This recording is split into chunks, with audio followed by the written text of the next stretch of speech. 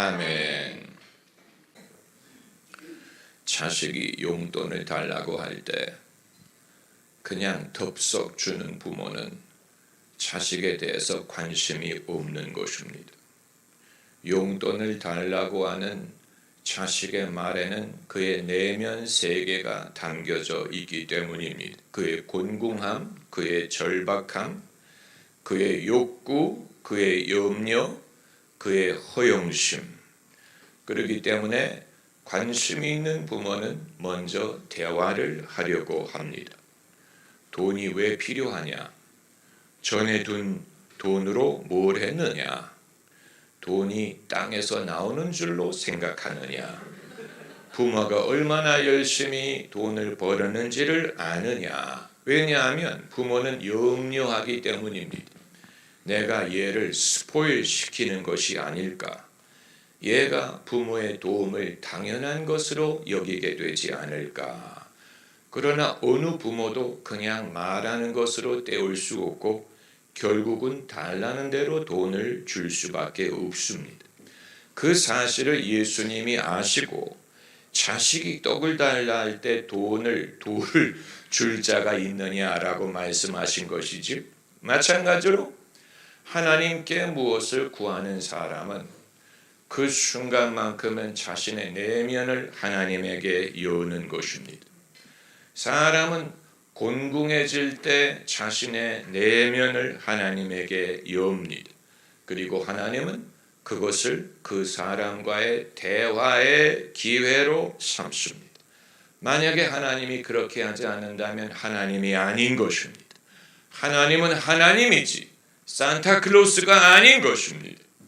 우리의 말 속에 우리의 중심이 담겨져 있기 때문에 무엇을 달라고 할 때, 우리의 염려를 말할 때, 우리의 우려를 말할 때 거기에 우리의 진실이 있고 내면의 모습이 담겨져 있습니다. 본문에서 제자들이 예수님을 깨우면서 한 말 속에 그들의 진실이 담겨져 있습니다.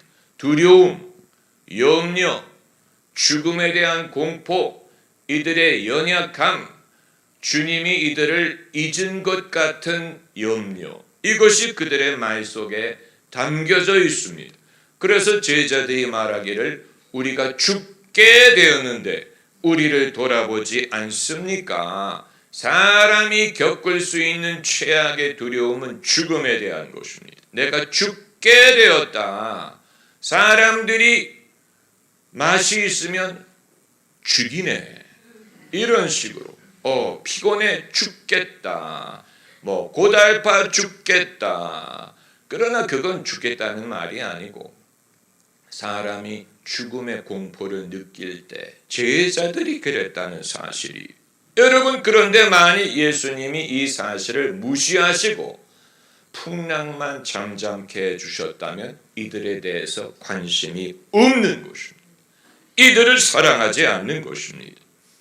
오늘 본문의 사건은 우리가 잘 아는 사건이, 이 사건이 마태복음에도 기록이 되어 있고 마가복음에도 기록이 되어 있는데 이 두 성경 구절에는 미묘한 차이점이 있습니다.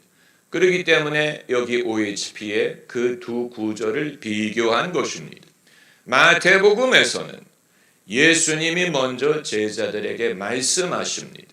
너희가 어찌하여 두려워하느냐? 어찌하여 믿음이 없느냐? 그리고 바람과 바다를 꾸짖어 잔잔하게 하셨다라고 했는데 마가복음에는 예수님이 먼저 바람과 바다를 꾸짖어 잔잔하게 하시고 그리고 제자들에게 말씀하신 순서로 기록이 되어 있습니다. 똑같은 사건이에요. 똑같은 사건을 목격한 것인데 마태는 먼저 말씀하시는 예수님을 강조했고 마가는 먼저 행동하시는 예수님을 강조했어요. 여기에서 행동하시는 주님에 대한 관점을 볼 수 있고 먼저 대화하시려는 주님의 관점을 볼 수 있습니다. 여러분은 어떤 경험을 하시는지 모르겠지만 저는 기도할 때 오랜 세월 동안 기도의 삶을 살면서 하나님께 갖는 불만 중에 하나는 나는 무엇을 달라고 하는데 왜 하나님은 철학을 말씀하십니까? 이런 질문입니다. 나는 하나님에게 무엇을 달라고 부탁하는데 하나님은 철학으로 승부하시는 것 같고 원리로 승부하시는 것 같고 마치 그게 없어도 된다는 것을 설득하는 것처럼 들릴 때가 있기 때문이에요. 이래야 된다느니 저래야 된다느니 염려하면 안 된다느니 이게 없어도 된다느니 먼저 하나님의 나라를 구하라느니 이런 식으로 나는 하나님에게 무엇을 달라고 구하는데 하나님은 이론을 말씀하시고 원리를 말씀하시고 철학을 말씀하시고 그래서 내가 빈 그릇을 들고 갔는데 그릇은 여전히 비어있는데 제 머리만 채워지는 것 같은 그런 경험을 할 때가 있습니다. 여러분은 그런 느낌을 받으실 때가 없습니까? 그런 느낌을 받은 적이 있는 사람은 제대로 느낀 것입니다. 왜냐하면 오늘 본문에서 예수님이 제자들의 요구를 들어주기 전에 먼저 말씀하셨기 때문에 원론적인 것을 말씀하셨어요. 이 풍랑이 지나간다느니 이런 말씀하지 않았어요. 제자에 대한 말씀, 그들의 중심에 있는 걸 말씀하셨어요. 너희가 어찌하여 두려워하느냐? 너희가 어찌하여 믿음이 없느냐? 8장 26절 믿음이 적은 자들아 이렇게 말씀하지 않았습니까? 여러분 여기에서 우리가 신앙에 대하여 하나님에 대하여 우리의 기도에 대하여 우리의 실존에 대하여 많은 것을 깨닫습니다. 첫째는 하나님이 하나님이라는 사실. 하나님은 하나님이 우리가 하나님이 아니에요. 하나님에게는 들어줄 권한이 있고 안 들어줄 권한이 있어. 그렇기 때문에 하나님이 안 들어주셔도 그만이에요. 안 들어주신다고 우리가 뭐라고 할 수 없어. 그리고 하나님은 안 들어주실 것처럼 하실 때가 있습니다. 우리가 눈물이 쏙 빠지도록 안 들어주실 것처럼 하실 때가 있어. 그때는 하나님이 하나님이라는 사실을 우리가 인정하고 납작 엎드릴 수밖에 없습니다. 우리가 그런 경험을 하지 않았다면 하나님을 경외해 본 적이 없는 것입니다. 내가 죽을 것처럼 내버려 두실 것처럼 하실 때가 있어요. 나를 고쳐주지 않고 이 위기에 내버려 두실 것처럼 내가 이제 망하는구나, 내가 이제 죽는구나, 내가 이렇게 끝나는구나 이렇게 느끼도록 내버려 두실 때가 있어요. 수르보니게 여인이 그랬고 또 히스기야 왕이 그랬어요. 히스기야 왕이 병들었는데 주의 종이 찾아가서 위로의 말을 하지 않았어요. 왜 성도들은 목사가 찾아가면 당연히 듣기 좋은 말, 위로가 되는 말을 해야 한다고 생각합니까? 하나님이 그런 말씀을 주신다면 하지. 그러나 하나님이 그런 말씀을 주지 않았는데 사람이 임의로 집사님 염려하지 마세요. 잘 될 거예요. 나을 거예요. 라고 말한다면 그건 자기의 고난을 벗어나는 것입니다. 그래서 히스기야를 찾아간 이사야 선지자죠. 뭐라고 말하냐면 당신의 집안을 정리하라. 너는 낳지 못하고 여기서 죽으리라. 그랬어. 너는 낳지 못하고 여기서 죽을 테니 네 집안을 정돈해라. 하늘이 무너지는 것 같죠. 이사야가 그 말을 할 수 있었던 이유는 하나님의 말씀입니다. 하나님이 그렇게 말하라고 하셨어요. 하나님의 입에서 그런 말씀이 나올 수 있다는 말입니까? 당연하지. 하나님이시기 때문에. 살고 죽는 것이 하나님에게 있는데 하나님이 늘 안 죽어요. 살 거예요. 나을 거예요. 이렇게 말씀하시면 얼마나 좋겠어요. 그러나 이후에 어떻게 하시든 간에 지금만큼은 너는 일어나지 못할 것이다. 내 집안을 정돈하라. 이렇게 말하셔도 우리는 들을 수밖에 없습니다. 하나님이시기 때문에 이것을 통해 죽었다가 깨어나는 경험을 하는, 내가 죽었구나, 이제 망했구나, 이렇게 끝나는구나, 죽었다가 깨어나는 경험, 이것을 통해 우리가 무엇을 배웁니까? 겸손을 배웁니다. 낮아지는, 하나님이 하나님이구나, 나는 연약한 종에 불과하구나, 나는 내가 신인 줄 알고 살았는데, 나는 내가 주인공인 줄 알고 살았는데 하나님이 주인공이야. 하나님이 말씀하시면 내가 무대를 떠나야 돼. 내 것으로 생각했던 것이 내 것이 아니었어. 나는 내 생명, 젊음, 건강, 소유, 내 결혼, 사랑하는 자, 심지어 목회, 교회, 성도, 양, 사역, 은사, 내 것인 줄 알았는데 하나님이 거두어가시면 그만이야. 여러분, 이것을 경험하는 것은 하나님이 하나님이라는 사실을 깨닫는 것입니다. 나는 내가 하나님인 줄 알았는데, 내가 세상의 중심에 있는 줄로 알았는데 그게 아니라는 사실. 하나님이 아니면 이것을 우리에게 일깨울 수 있는 분이 없어요. 히스기야는 눈물을 쭉 흘리는 경험을 했어요. 그래서 진짜 눈물을 흘렸어요. 벽을 바라보고 돌아 누워서 울면서 기도했어요. 하나님이여, 내가 하나님 앞에 진실하게 행한 것을 기억하옵소서. 다른 말 할 수가 없죠. 무슨 말을 하겠어요? 하나님 번복해달라. 하나님 버그가 있는 거 아닙니까? 하나님 실수하신 것 아닙니까? 이런 말을 할 수 없고, 히스기야 입에서 나오는 말은 제가 하나님 앞에 진실하게 행한 것을 기억하옵소서라고 울었다고 했어요. 여러분, 눈물을 흘리는 것이 기도. 말로 할 수 없는 만 가지 사연이 우리의 눈물 속에 담겨져 있습니다. 할렐루야. 그래서 하나님이 이사야 선지자가 그 궁을 빠져나기 전에 말씀하셨어요. 하나님의 신속하심을 이런 데서 엿봅니다. 그리고 선지자의 들을 수 있는 귀를 이런 데서 발견하는 거예요.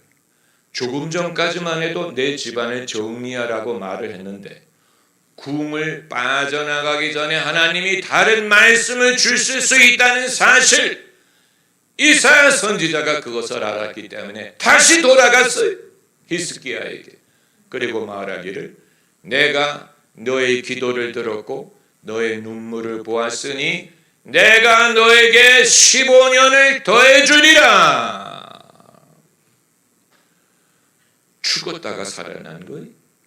안 그래서도 되는데 하나님이 그렇게 하셔야 할 의무가 있었던 게 아니에요. 히스기야에게 그런 의무를 갖고 계셨던 게 아니에요. 순전히 하나님의 은혜로 말미암아, 순전히 하나님의 긍휼로 말미암은 것입니다. 그렇게 할 것인지 안 할 것인지는 전적으로 하나님에게 달려있어요. 우리가 그걸 좌우할 수 있는 게 아니에요. 전적으로 하나님에게 달려있는 것입니다. 수르고 연익의 여인도 똑같은 경험을 했죠. 자기 딸이 귀신이 들렸는데, 여러분, 귀신 들림에 대해서 현대인들이 얼마나 알고 있는지 알 수 없지만, 여러분, 이 시대에 귀신 들린 사람이 어디 있느냐라고 말할 수 없는 이유는 과거 어느 때보다도 정신적인 질병을 가지고 괴로워하는 사람들이 많다는 사실을 보면 성경이 괜히 귀신 들린 사람을 말한 것이 아니라는 것입니다. 인간의 정신적인 문제, 그 영혼의 곤고함은 옛날에도 있었고 지금도 있었어. 그런데 수르보닉의 여인이 예수님께 부탁하지 않습니까? 내 딸이 흉악하게 귀신이 들렸나이다. 그런데 예수님이 들은 척만 척했지. 우리의 애원하는 말에 하나님이 당연히 응답해야 된다고 누가 말합니까? 예수님이 못 들은 척 한 적이 있었다는 사실. 못 들은 척했어. 여러 번 말을 하는데 못 들은 척했어.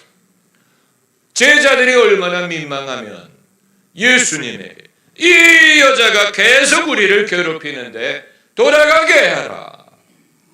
그랬더니 예수님이 한마디 말씀을 하셨죠. 자녀의 떡을 취하여 개들에게 던짐이 마땅하지 않다. 이건 유대인들에게는 위로가 되는 말일 수 있으나 이방인에게는 이것처럼 모욕이 없이 개라고 부르는 것이기 때문에 자녀의 떡을 취하여 개들에게 던짐이 마땅하지 않다. 그 사람을 개라고 부르는 거예요. 이방인을 실제로 개 취급을 했으니까. 예수님이 사람을 차별하셨다는 얘기냐? 맞아요. 죄인과 의인, 선민과 바깥에 있는 사람을 예수님은 구별하셨어요. 그걸 구별하지 않는다면 모세 율법 자체를 부인하는 것이 되는 것이죠. 그 여자가 이방인인 건 맞아요. 예수님이 그것을 건너뛸 수 없었던 것. 그 여자가 그것을 인정했어요. 옳소이다. 나는 개들도 주인의 상에서 떨어지는 부스러기를 먹나이다. 예수께서 그 말을 기대하셨는지 안 하셨는지는 알 수 없지만 놀라셨다. Jesus was marveled. Jesus marveled. 예수님이 놀라셨다. 그리고 말씀하시기를 내 믿음이 크도다. 그 대답을 하였으니 내 믿음대로 되리라. 여러분, 예수께서 그렇게 해야만 하는 건 아니었어요. 예수님이 들어줘야 되는 것만 아니었어요. 안 들어줘도 그만이에요. 그 사실을 알기를 원했던 것입니다. 여러분이 귀담아 들으시기 바랍니다. 21세기에 민주주의가 정착이 되고 인권을 당연하게 여기고 국민의 권리를 주장하는 사람의 귀에는 생소하게 들릴 것입니다. 그러나 민주주의가 아무리 발전한다고 해도 하나님과 우리 사회의 관계마저도 변하는 것은 아니에요. 민주주의 사회에서도 인간은 죄인이요, 여당도 죄인이요, 야당도 죄인이요, 여당도 거짓이요, 야당도 거짓이요, 정치인도 거짓이요, 국민도 거짓이에요. 거짓이 없는 사람이 없어요. 이 사실은 변하지 않습니다. 그렇기 때문에 우리는 여당을 믿지도 않고 야당을 믿는 것도 아니고 정치인을 신뢰하지 않습니다. 하나님을 신뢰합니다. 이 나라를 살리실 분은 하나님이에요. 그렇기 때문에 거리에 나가서 시위하기 전에 하나님에게 기도부터 하라고 하세요. 거리에 나가 외치기 전에 하나님께 기도부터 하라고 하세요. 국회의원에게 로비하기 전에 하나님에게 로비하라고 하세요. 대통령을 의지하기 전에 하나님부터 의지하라고 하세요. 언제부터 우리는 정치적인 방법으로 나라의 문제를 해결할 수 있다고 믿습니까? 그게 얼마나 해결이 되는 것 같습니까? 정치인을 뽑을 때 우리의 기준이 바뀌어야 됩니다. 정치인을 뽑을 때 우리의 기준이 달라져야 됩니다. 여러분은 무슨 기준으로 정치인을 뽑습니까? 그들이 유능해 보입니까? 진실해 보입니까? 그들이 이 문제를 해결할 의지가 있을 것 같아 보입니까? 그들이 하나님을 의지하는 것 같습니까? 할렐루야. 그렇기 때문에 하나님이 길들이기 위하여 안 들어줄 것처럼 하는 게 아니에요. 우리는 이미 길들이는 원리를 알죠. 길들이는 원리를 알죠. 조폭 보스가 담배를 손에 입에 물고 있으면 알아서 불을 붙이잖아요. 길들이는 거죠. 길들이는 거예요. 내가 보스라는 것을 알리기 위한 것입니다. 상대방과 약속이 있을 때 일부러 늦게 가잖아요. 길들이는 거예요. 내가 보스라는 것을 증명하기 위한 거예요. 하나님도 그런 목적으로 안 들어주실 것 같아요. 노라고 말씀을 하시느냐.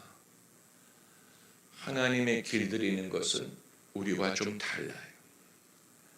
당신이 하나님이라는 것을 인식하게 하기 위한 것이고, 우리가 잘못 생각하는 것을 깨닫게 하기 위한 것입니다. 잘못 생각하는 것, 잘못된 욕망, 허영, 불신, 두려움, 덥석 들어주게 되면 사람은 변하지 않을 것입니다. 하나님이 우리의 죄를 용서하시죠. 당연히 용서하십니다. 할렐루야. 그러나 용서만 하시면 다시 죄를 지어도 된다고 생각하고 있습니다. 하나님이 우리의 문제를 덥석 해결해 주시면 다음에 똑같은 문제가 생겼을 때 또 염려하고 또 근심할 것입니다. 그렇기 때문에 우리의 잘못 생각하는 것, 잘못된 우선순위, 이것을 바로잡기를 원하십니다. 우리의 문제를 해결해 주시지만 그 과정에 우리가 변화되기를 원하십니다. 우리의 죄를 용서하시지요. 그러나 그 과정에서 우리가 죄를 뉘우치고 죄의 마음을 버리고 우리가 거룩함을 사모하게 하십니다. 만일 그것을 배제하고 죄만 용서해 주신다면 우리는 하나님을 망령되이 여기게 될 것입니다. 거룩함을 배우지 못할 것입니다. 이 사실을 우리가 잘 알아야 됩니다. 그래서 부모가 자녀가 용돈을 달라고 할 때 덥석 주면 자식을 망치는 것과 마찬가지. 사람이 하나님에게 돈을 달라, 성공을 달라, 뭐를 달라고 할 때 하나님이 덥석 주게 되면 우리는 하나님을 당연하게 여기고 내가 자격이 있는 줄로 생각을 하고 교만해지고 그리고 하나님을 존중하지 않을 수 있습니다. 그래서 오늘 본문에 이 마태복음과 마가복음을 비교하는 이유가, 마가복음에서는 예수님이 먼저 풍랑부터 잔잔케 하셨는데 마가가 말하고자 하는 것은 행동하시는 예수님, 일하시는 예수님, 역사하시는 예수님, 성미가 급한 예수님. 그래서 마가복음은 4개 복음서 중에서 제일 짧아요. 모든 것을 간략하게 말했어. 마가복음에 종종 등장하는 단어가 곧이란 말이에요. 곧, 예수께서 곧, immediately, soon, 곧, 성미가 급한 마가. 예수님이 곧 일하시는 것처럼. 그러나 마태복음은 제자를 만드시는 예수님을 말하고자 했어요. 제자. 그래서 마태복음 5장에 예수님의 첫 가르침이 제자들이 나온지라, 내 제자가 되고자 하는 자는 제자를 삼아라. 제자에 대한 언급이 많이 나오잖아요. 그래서 왜 마태는 풍랑을 당했을 때 예수님이 깨어나서 먼저 풍랑을 잠잠하게 하지 않고 제자들에게 말씀하셨는가를 말하는 것은 제자를 삼기 원하는 것을 보여주기 위한 것입니다. 할렐루야. 그런데 이제 중요한 것은, 만약에 예수님이 너희가 어찌하여 믿음이 없느냐, 너희가 믿음이 적구나, 왜 믿음이 없느냐, 두려워하느냐라고만 말씀만 하시고 끝났다면 제자들은 두려워하길 잘했네, 두려워하는 게 옳았어, 두려워할 수밖에 없어라고 생각했겠지만 주님에게는 1절만 있는 게 아니고 2절이 있었어요. 할렐루야. 그 2절은 풍랑을 잠잠케 해준 것입니다. 그러나 1절을 건너뛰고 2절로 들어가시지 않았어요. 반대로 2절이 없는 1절만 있는 것도 아니었어요. 1절은 뭐고 2절은 뭐예요? 1절은 먼저 이들 중심에 있는 문제에 대해서 대화를 하시는 것. 2절은 그들의 구한 것을 응답하시는 것입니다. 2절이 없고 1절만 있다면 사실 주님을 믿는다는 것이 그렇게 큰 의미가 없을 거예요. 2절이 없는 1절은 별로 능력이 없죠. 그러나 1절을 빼고 2절만 하지 않아요. 왜냐하면 우리가 살면서 풍랑은 항상 있을 것인데 우리 중심에 믿음을 갖는 법, 침착하는 법, 믿음으로 사는 법, 하나님을 신뢰하는 법을 배우기 전에는 아무리 하나님이 기도를 응답해줘도 우리는 도로 나무와 미타불이 돼 도로 옛날 모습 늘 염려하고 은혜를 받는 것 같은데 원래 모습으로 돌아가고 변하는 것 같은데 원래 모습으로 돌아가고 성장하지 않고 달라지지 않을 것입니다. 여러분 중에 1절을 통과하고 있는 분들이 계십니까? 1절 하나님이 왜 나에게 늘 말씀만 하실까? 하나님이 도대체 나에게 무슨 사연이 있으실까? 왜 나에게 말씀만 하실까? 그 이유는 들을 필요가 있기 때문이에요. 할렐루야. 내가 들을 말씀이 있는 걸 그걸 들어야 돼. 들으세요. 귀담아 들으세요. 주님 무슨 말씀을 하시나이까? 내가 무엇을 깨우치기를 원하시나이까? 내가 들어도 내가 듣지 못하는 게 무엇이 있습니까? 주여 말씀하옵소서. 주의 종이 듣겠나이다. Speak, Lord. Your servant is listening. 내가 듣나이다. 내가 듣고 깨닫고 행하게 하옵소서. 그렇게 하면 일찍 할수록 주님이 2절로 넘어가실 것입니다. 그래서 구하던 것을 허락하십니다. 그래서 오늘 본문을 보면 뭐라고 말했습니까? 26절에 마태도 말하기를 곧 일어나서, 한번 따라해보세요. 곧 일어나서. 주님이 곧 일어나서. 곧이란 말이 여기에 있는 이유는 주님이 지체하지 않는다는 뜻입니다. 주님이 지체하지 않아요.